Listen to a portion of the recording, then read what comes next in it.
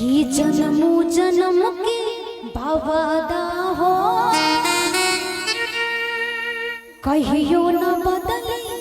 इरादा हो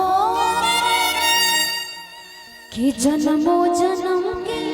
भवादा हो कहियो न बदले इरादा हो कब खोट नहीं हमार ईमान में हुई तो हम बोली का कि जब न मिलन जहान में हुए तब मिलन आसमान में हुई कि जब न मिलन जहान में हुई तब मिलन आसमान में हुई कि जन्मों जन्म के वादा हो कहियो न बदली इरादा हो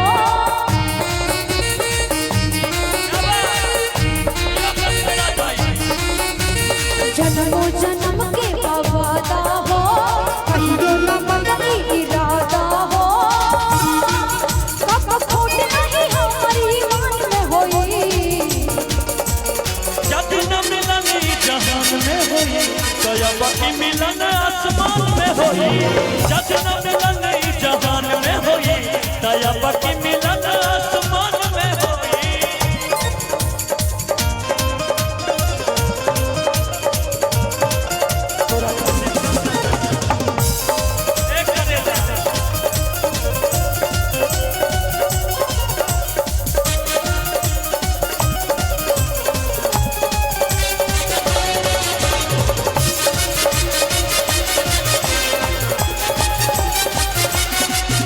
देखिए गीत के भाव देखिए सलोनी जी अपना आवाज में सुनाए रवो प्यार पहले बन के होते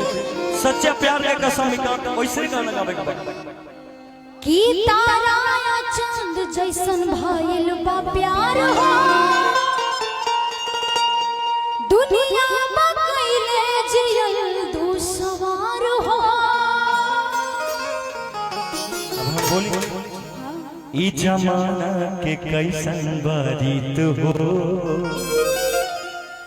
कहाँ मिलल जेकर सच्चा बात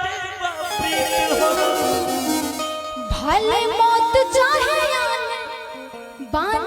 शान में होई आन बान और शान ये तीनों चीज को जो लेकर चला है वही सच्चा इंसान कि भले मौत चाहे आन बान में होई सुनाए करे जा कि जब न मिलन जहान में हुई तब मिलन आसमान में हुई जब न मिलन जहान में हुई तब मिलन आसमान में हुई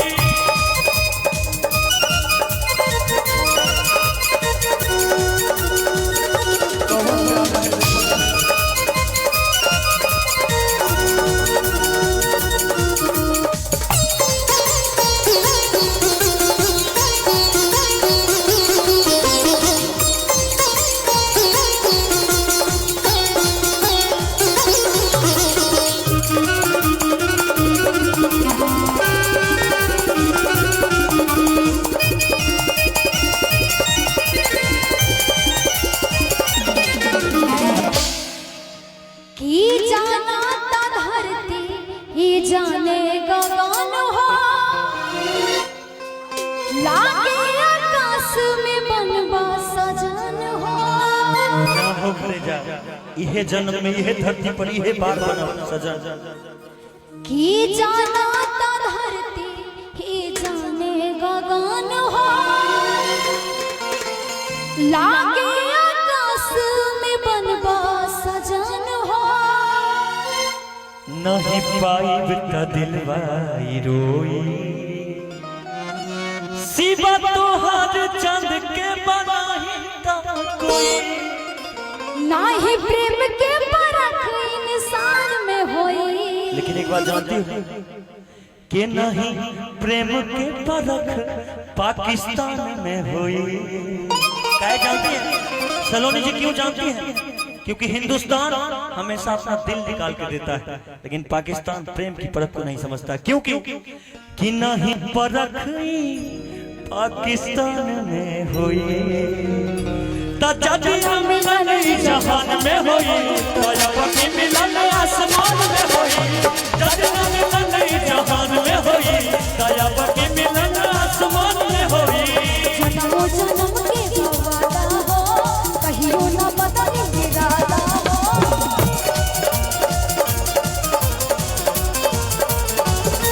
जन्मों जन्म के वादा हो कहियो न बदले इरादा हो नाही खोट तो हमारी मान में होई आज जगना मिलन जहान में होई आपकी मिलन आसमान में होई जगना मिलन जहान में होई आपकी मिलन आसमान में होई जगना मिलन जहान में होई आपकी मिलन आसमान में